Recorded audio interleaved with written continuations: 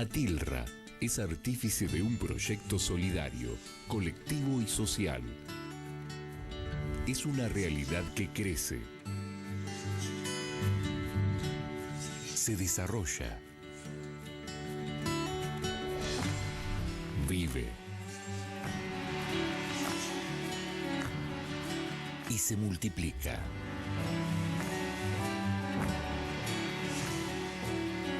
Pero sobre todo, permanece en el tiempo. Atilra, más de 70 años, sembrando de sueños el camino.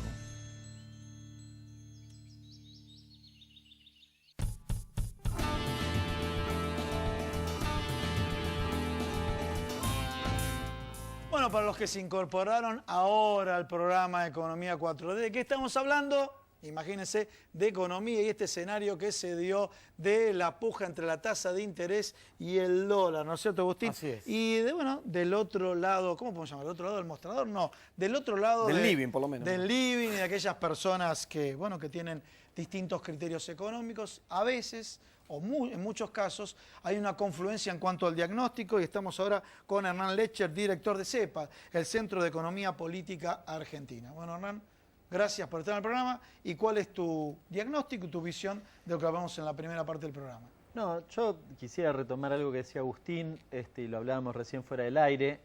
Digamos, una conferencia de prensa donde se modificaron las metas y donde vos encontrabas con total claridad que Sturzenegger estaba realmente incómodo. Digo, hay un hecho político allí donde vos tenés claramente dos miradas y donde una de las miradas evidentemente se impuso a la otra. Siguiendo esa línea de pensamiento, la verdad que lo que devenía justamente de la corrección de las metas era una expectativa de que bajaran las tasas, digamos. Y de hecho, recién lo mencionaban ustedes, digamos, la expectativa era que bajaran más que lo que bajaron. Yo pondría algún ojo la semana que viene en lo que son los vencimientos de la LEVAC, a ver finalmente qué hace y qué es lo que sucede. Digo, esta disputa sigue estando, que tiene como trasfondo una cuestión, que es que la política que se ha dado el gobierno respecto de la inflación no ha sido naturalmente exitosa. Digamos, uno podría decir que esa conferencia de prensa fue un reconocimiento de los desaciertos respecto al menos del control de la inflación. Pero si vas más allá, a mí me parece que el problema que tiene hoy el gobierno es que efectivamente, si baja la tasa, parte del dinero se va al dólar, probablemente eso tenga efectos inflacionarios y si no baja la tasa, puede tener efectos sobre el crecimiento, además de sostener un negocio financiero fenomenal en detrimento de otros sectores. Esto es, digamos, el intríngulis que el gobierno no tiene forma, al menos hoy, de resolverlo. Y creo que no tiene forma de resolverlo porque además ha abandonado el resto de las políticas o de las herramientas de política económica que tiene que ver sobre todo con la cuestión monetaria, digamos. No quiere intervenir en el tipo de cambio. Ha desregulado absolutamente todo. Bueno, naturalmente, si lo único que te interesa para controlar la inflación es el nivel de tasa, finalmente llegás a este punto, digamos, ¿no? Y me parece que estamos llegando a un punto límite donde el gobierno, bueno, se enfrenta a esta decisión. ¿Qué hace finalmente, no? Ajá. Bien. ¿Ves con preocupación el tema dólar, que ya tuvo movimiento, si bajan más fuerte las tasas? Recién le preguntaba Definitivamente. Fausto. ¿Y la inflación para este año? ¿Vos te parece que va a estar bastante por arriba de la meta del 15? Sí, arriba del 15 seguro. El tema igual un poco coincido que la discusión es esto qué impacto tiene sobre la paritaria. No me interesa discutir si los salarios finalmente van a hacer aumentar o no la inflación, sino qué rol van a tomar o qué decisión van a tomar sobre todo los gremios. Habida cuenta de que no es solo el efecto que pueda tener la variación del tipo de cambio sobre los precios, que naturalmente la tiene, sino también todos los aumentos en lo que tiene que ver con los servicios y los aumentos anunciados, con lo cual, digo, esa discusión, pasaron al 15% la meta de inflación. Ahora, ningún gremio imagino que estará discutiendo eso, o va a pretender discutir eso. Yo hablé con el sector de los bancarios, por ejemplo, y dicen, no creo que discutamos por debajo del 20, no tiene sentido que nosotros discutamos por debajo del 20 respecto de lo que ha sucedido, pero con un dato adicional. A ver, ¿qué pasó en los últimos 2 años? En el 2016 los trabajadores perdieron poder adquisitivo, en el 2017 no lo recuperaron, ni siquiera con la cláusula gatillo, porque finalmente la cláusula gatillo compensó los aumentos que tuvieron por encima del 17, pero funcionó de la misma forma, con lo cual nunca recuperaron, o sea, la inflación se comió la parte que en todo caso correspondía a recuperar el poder adquisitivo del 2016. Con lo cual, los gremios van de cara, los bancarios ya, pero digamos, la mayoría en abril, marzo, abril, a discutir cómo resuelve el poder adquisitivo perdido en los últimos 2 años y a la vez en este escenario digamos, de una inflación que claramente no va a estar en el orden del 15% y con un aditamento. El año pasado les dijeron 17%, por suerte para los gremios, no discutieron el orden del 17%, pero la verdad que no se cumplió, se dio al 24 o arriba del 24%, con lo cual tampoco van a creer que lo que plantea el gobierno en materia inflacionaria puede ser muy válido a la hora de la discusión, ¿no? Sí, y para entender esto, vos antes decías la intención del gobierno en algunos puntos de mantener salarios bajos, y vos hablabas de bancarios. El ofrecimiento que recibió el gremio del sindicato de bancarios hasta ahora de parte del gobierno fue 9%. Fue 9%, exactamente. Sí. Los bancarios discutieron... Discúlpame, ese sector que más fortalecido está para negociar una paritaria. Imagínate un textil para pelear una paritaria. Hizo la mejor negociación. ¿Por qué hizo la mejor negociación? Porque en su discusión paritaria desdobló la recuperación del poder adquisitivo del 2016, que fue de 4 puntos, 4,5 creo, de la paritaria en sí del año pasado. En realidad negocian 23,5, pero 19,5 corresponde a la paritaria del año 2017 con cláusula gatillo. Entonces, ¿qué pasa? Recuperan 4 puntos del año anterior, pero además en octubre, cuando la inflación supera el 19,5, empieza a aplicarse la cláusula gatillo, con lo cual termina en una, digamos, paritaria, no sé, del 28, 29%. Habría que hacer el cálculo, pero finalmente en el 2017 el gremio logró recuperar, a diferencia del resto. ¿Qué hizo el resto? Arregló cláusula gatillo, pero no desdobló la negociación. Pero te voy a plantear algo, y más que nosotros, con Agustín y demás, tenemos relación con el sector empresario, con el sector gremial y demás. Sabemos que en muchas actividades gremiales le dicen, mira, es los despidos versus la paritaria. O sea, por eso digo, el sector financiero es el que, digamos, es menos vulnerable a esa situación. Vamos a hablar de ejemplo de Santa Cruz, que lo hablamos fuera de cámara. Sí, la provincia de Tierra del Fuego, no, en Tierra del Fuego, no Santa Cruz. Dice, no aumentan los salarios por 2 años para que no se despida gente. Y bueno, con muchas actividades y muchos gremios también. Juega la variable, es el despido contra la paritaria. Y además una amenaza que yo recuerdo el propio Prat Gay cuando arranca, claro, dijo, y bueno, ahora va a haber que tener en cuenta también qué pasa con el empleo, ¿no? No, naturalmente, ustedes mencionaban al inicio en la apertura los despidos del sector público. Si uno observa lo que pasó en los últimos 2 diciembres, previo al del 2017, hubo también despidos en el sector público y después habilitaron despidos en el sector privado, que es un poco lo que se está viendo. Yo recién me anotaba, 300 suspendidos en Calzados DAS, 20 despidos en la oleaginosa Huanguelén en Bolívar. Bueno, empieza a haber despidos y suspensiones en el sector privado casi como reacción a los despidos del sector público, casi diciendo, bueno, si despide el sector público, ¿por qué yo no lo voy a hacer? Pero vamos a esto, dijiste calzados por un lado, vamos a decir industria nacional, calzado, importación, la oleaginosa. ¿Por qué despidos? Y por sostener niveles de rentabilidad o mejorar sus tasas de rentabilidad. Cuando vos vas a ver los datos del INDEC, por ejemplo, lo que tiene que ver con el sector agropecuario, aumentaron naturalmente por la quita de retenciones y por el tipo de cambio, aumentaron su rentabilidad de manera fenomenal. Ahora, el empleo está en los mismos niveles que el 2015 o por debajo. Respecto de noviembre de 2015 tenés 3.000 empleos menos. ¿Cuál es la razón? ¿Cuál es la explicación? Yo preguntaría a aquellos que nos dijeron aquí en la Argentina que era necesario mejorar las tasas de rentabilidad porque eso generaba inversión y por ende empleo. ¿Qué pasó? No hay que irse a la década de los 90, ahí lo tienen, digamos, no pasa, ¿no? Permitinos que ya lo presentamos, Isaac Rudnick, claro, el plano más social de este asunto y retomamos la ronda económica. Sí, director del Instituto de Investigación Social Económica y Política Ciudadana. Bueno, escuchaste, ¿por qué no nos bajás un poquito de la macro a la micro? Porque ustedes tienen indicadores, por ejemplo, en la micro la gente quiere saber, por ejemplo, medicamentos, alimentos, transporte, que creo que es la ponderación del transporte es el 10,3% del costo de vida. ¿Sí? ¿Cómo lo ven ustedes?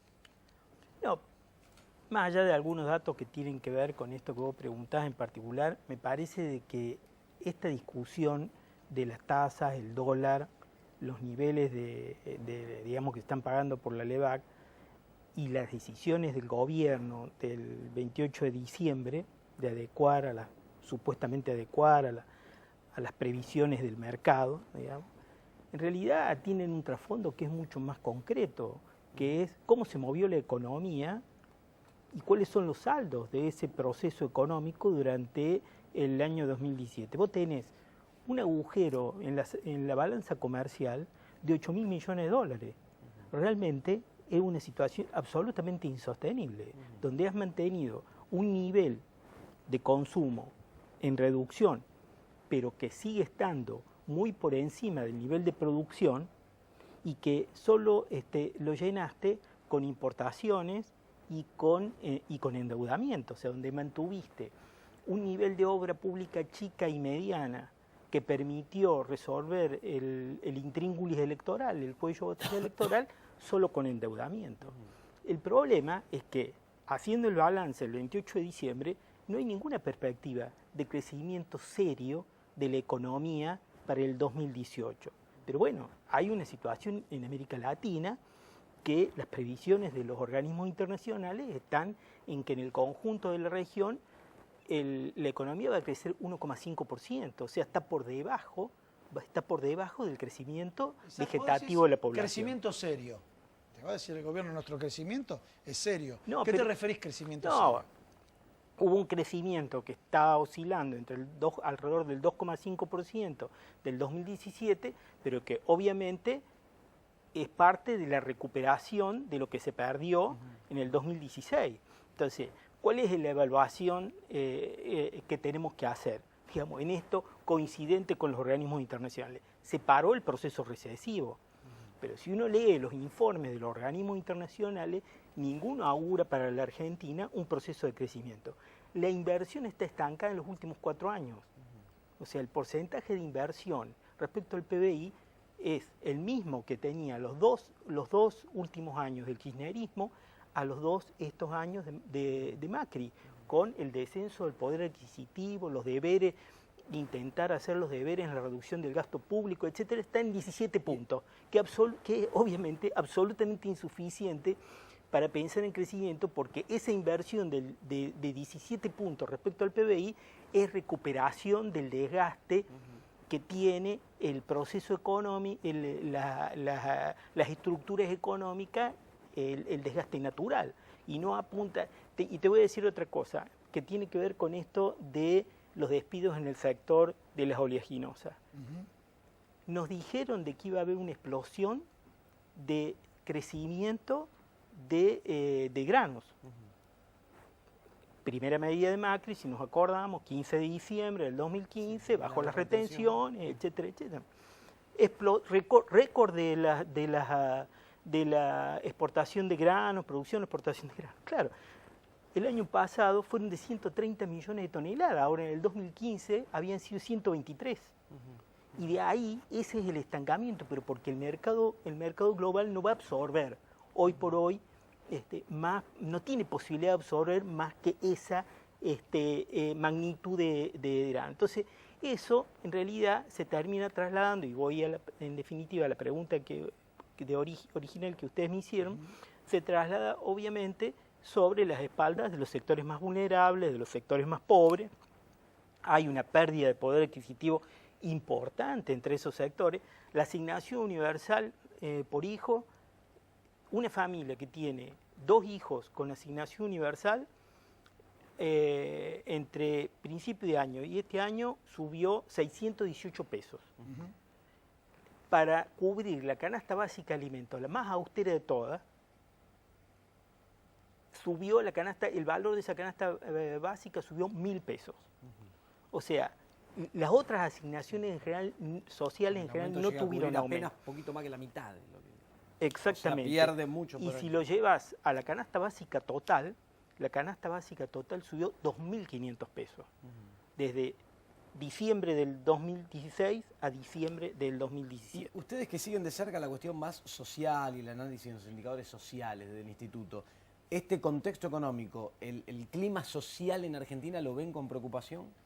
Lo vemos con preocupación porque hay un par de indicadores que da el propio INDEC en el último informe del segundo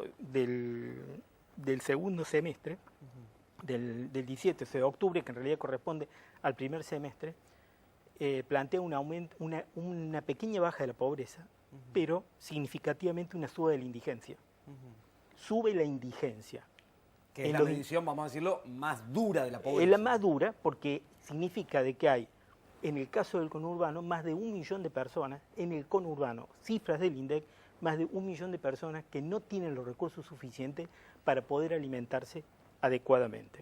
Y esto se traslada a otra problemática, que es el crecimiento de la malnutrición. Nosotros hacemos dos relevamientos anuales entre los sectores más vulnerables respecto a los niveles de nutrición en niños y adolescentes de 0 a 19 años. Esto lo venimos haciendo ya desde hace muchos años. En el caso del conurbano, relevamos 15.000 niños y adolescentes en distintos barrios. Reafirmo que son los barrios más vulnerables, no es representativo del conjunto de la población. Claro, de los más vulnerables. En marzo, en el primer relevamiento del año nos dio un 43% de malnutrición. Sí. Y en el segundo relevamiento nos dio un 47%. Esto obviamente se corresponde con el crecimiento de la indigencia que dan las cifras oficiales del INDEC. Entonces, o sea, redondeando, el 50% de mala nutrición. De mala nutrición, claro. Eso es una situación que se está dando. Les digo, se están haciendo ahora relevamientos sobre la base de una propuesta del Ministerio de Desarrollo Social para poder atender a las familias que tienen problemas de recursos para poder llegar con la alimentación adecuada, y hay una explosión en los barrios para inscribirse en los nuevos programas que veremos si se concretan de atención sobre la problemática. Vamos a ver, la problemática social es importante, sobre todo en el área de la provincia de Buenos Aires, en este contexto económico, es muy delicada. Esto viene a colación, sí, pues vamos a un poquito del boletazo, pero a colación de la indigencia en la provincia de Buenos Aires, porque viste que algunos periodistas, ¿sí? Y hubo contraposición entre periodistas, dejemos de lado la ideología, ¿no? Algunos periodistas decían, bueno, los precios del transporte en la República Argentina son ridículos, y Ismael Bermúdez del diario Clarín responde, si son ridículos los precios del colectivo, el precio del tren, el precio del subte, es ridículo el salario y es ridículo la jubilación. Vos fíjate dónde vino la disputa, ¿no? En un programa donde has asistido varias veces, varios de ustedes asistieron muchísimas veces, en Intratable me refiero, nos dijeron, señores, si es ridículo una cosa, también es ridículo el salario y también es ridículo la jubilación. Y vamos a este caso de la comparación que se hace del transporte en Capital Federal y GBA con el interior del país. La movilidad que tienen los trabajadores y la concentración de la pobreza e indigencia respecto de todo el país. Por eso, cerrando tu editorial en otros programas, el transporte también es salario indirecto. Claro, claramente, obviamente que te pega por ahí, por eso es una política de Estado y te pega directamente sobre los salarios. Yo le quiero hacer una pregunta puntual a Fausto, porque hay mucha gente que, viste, que nos escriben por el WhatsApp y estas cosas, vamos a cambiar de tema, y nos hacen una consulta puntual, y vos sabés de esto y quizá podés ayudar. Este clima de incertidumbre que vos describías, esta inflación que es difícil proyectar, esto, son muchos los que sacaron créditos UVA indexados o los que están por sacar un crédito UVA.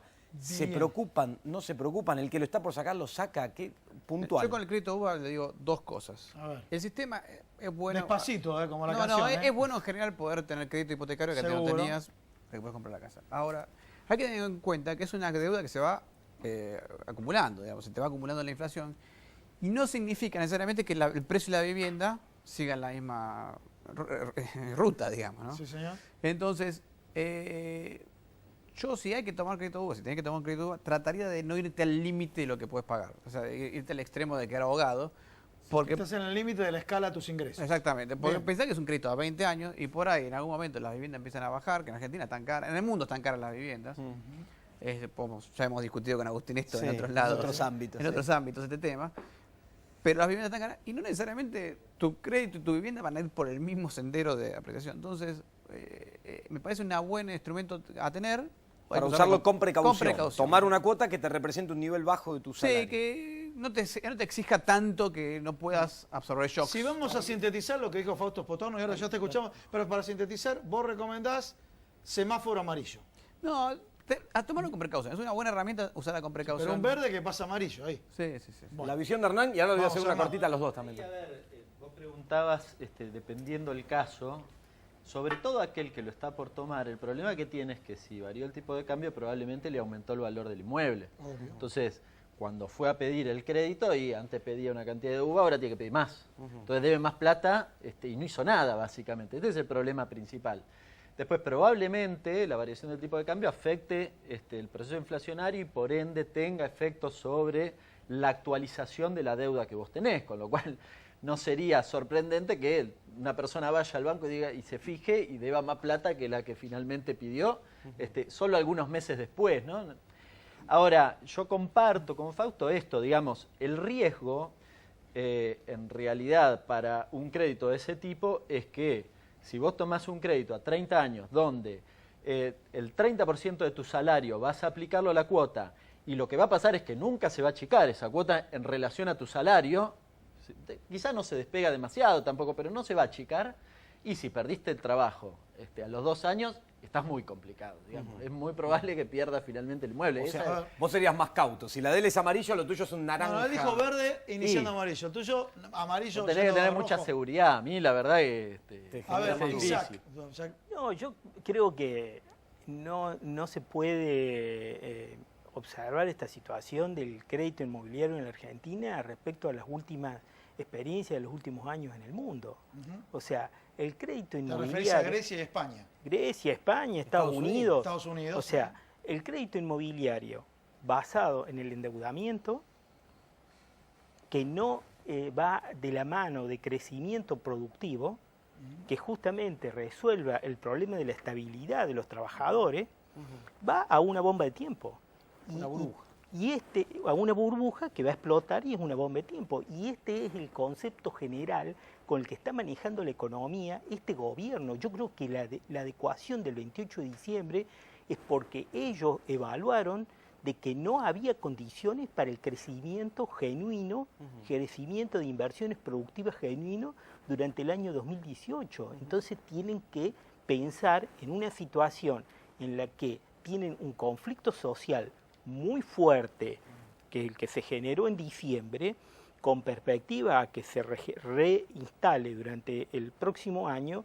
Entonces la perspectiva de un corte duro y puro y duro del consumo, obviamente iba a una situación de no resolver la problemática económica y de generar un conflicto político y social de magnitud. Para cerrar vamos a hacer un pequeño juego. Mira, A ver, vamos a hacer vamos este a ver. juego cortito. Le voy a preguntar a Fausto lo siguiente. Ahora, la realidad Suponete, tenemos muchos temas, porque él pero- tenía la lectura sobre la tasa de interés, suponete que el presidente agarra y dice, bueno, che, mira, Federico Sturzenegger no cumplió con nada, vamos a llevar al Banco Central a Fausto Spotorno. ¿Sí? Ferreres primero se mata porque tiene que conseguir alguien que labure al ritmo de Fausto, pero vos vas al Banco Central. Tasa de interés, ¿bajás a este ritmo? ¿Sos más agresivo en la baja? No, yo me quedaría hasta ver qué pasa con todas las variables, el resto de las variables, ¿no? Y empezar a ver efectivamente qué pasa con la inflación, porque ahora estamos, y además creo que cambiarías lo que hablábamos antes hacia agregados monetarios, no tanto tasa, porque no tenés un mercado tan Pero desarrollado. aclarar a la gente que es agregados monetarios. Claro, la verdad, básicamente la teoría monetaria es la inflación depende de la cantidad de dinero. Sí. Y la idea es muy simple. Todos nosotros queremos ganar más, todos los empresarios también quieren ganar más, los comerciantes quieren ganar más, ponerle que todos nosotros pensamos que la inflación va a ser del 30%. ¿Tá? Entonces todos aumentamos los precios 30%. Ese valor, sí. Ahora, si la cantidad de dinero solamente crece 10, ninguno de nosotros va a recibir los ingresos que quisimos tener. Sí, señor. Entonces nos obligamos a dar marcha atrás y poner los precios, aumento de precios que la gente nos compre efectivamente. Entonces de ahí volvemos al 10. El otro punto importante de ese ejemplo que di es qué importante que es que estemos coincidiendo el Banco Central y los empresarios cuál va a ser la inflación. Porque si vos querés poner 50% de aumento de precios, o todos nosotros creemos que es 50% de aumento de precios, el Banco Central maneja la cantidad de dinero como para que solamente haya 10, hasta que todos nosotros no entremos en recesión, no nos damos cuenta que tenemos que dar marcha atrás con los aumentos de precios. Entonces, si no estamos todos coordinados, el efecto recesivo es mucho menor. Entonces, eso es mucho más fácil de manejar con la cantidad de dinero. Es como, vos acá no tenés un problema de inflación de que la tenés de 7 a 5. Me parece mucho más fácil manejar la cantidad de dinero y hacerlo más fácil, digamos. Y para cerrar, muy cortita, porque se nos va el tiempo, le voy a hacer, no la misma, porque la visión tuya no es monetarista, no Te vas a hablar de respondo la agregados misma. monetarios No, ni no, nada. no, Yo espero al 2019 que venga otro gobierno. No asumo ni. Pero vos, Ni loco. no te digo que vas al Banco Central, pero te llaman alguien, no importa, no voy a decir Macri porque no te va a llamar, alguien te llama y te dice, Hernán, el año que viene, ¿cómo bajamos la inflación? Cortita, al pie, rápida. No, realmente espero Yo creo que hay una decisión del gobierno de generar transferencia de ingresos entre sectores, sobre todo de los sectores mayoritarios, jubilados, beneficiarios de la asignación, los trabajadores de su conjunto, a un sector empresario privado concentrado en la Argentina, digamos. No comparto eso, con lo cual en realidad todas las políticas que tienden a eso, y difícilmente, tendremos que modificar absolutamente todo, no es un problema monetario, con lo cual no podría sugerirles demasiadas programas de regulaciones de precios y definitivamente. Isaac, para cerrar, ya que hablamos, el gobierno, pasaron un video donde Macri dijo que no manejar la inflación es síntoma de incapacidad. Dejando de lado ese video que publicaron de Macri, etcétera, etcétera, el gobierno subestimó el problema inflacionario en este minuto que nos queda. El gobierno subestima el problema económico en general y el problema social. Subestima la reacción de los trabajadores y en general del conjunto de los sectores sociales. Fue un ajuste de la jubilación pensando que no iba a haber reacción porque los jubilados son, entre comillas, el sector más desprotegido. Pero lo que pasa es que hay jubilados en todas las familias argentinas de todos los sectores. Entonces la reacción fue masiva de todos los sectores. Entonces hoy se encuentra con que no tiene posibilidades de generar los recortes en el consumo y en los ingresos del conjunto de los trabajadores como hubiera querido. Bien, muchísimas gracias. Bueno, gracias a los tres por haber estado acá. Programa, Interesante el debate, las diferentes visiones del asunto. La semana que viene está la licitación del EVAC el martes, nosotros vamos a ver el jueves a la noche, vamos a ver qué pasa a partir de eso con el dólar, con la inflación, acá lo vamos a seguir de cerca. También, este verano es más económico que política la cosa. Sí, pero también hablando de política, hubo unas reuniones, un tal Gustavo Menéndez se reunió con Sergio Massa, se reunió con distintos referentes. Vamos a ver si tenemos acá en este programa alguna novedad respecto a qué es lo que va a pasar en el PJ, pero como dijo Agustín, muchos temas económicos para este veranito. Bueno, nos vemos. Podríamos ir con una cámara a la playa, ¿no? Sí. Y salir de allá, pero nos vemos la semana que viene. Chau. Chau.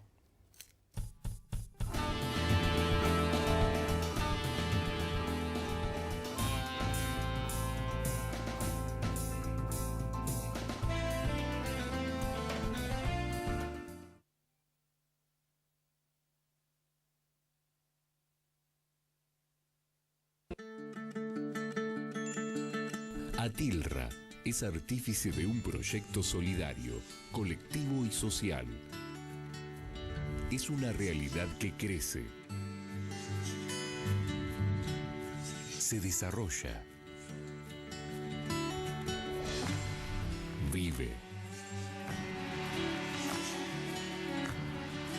y se multiplica.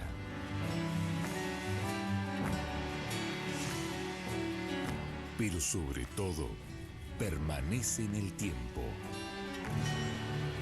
Atilra, más de 70 años sembrando de sueños el camino.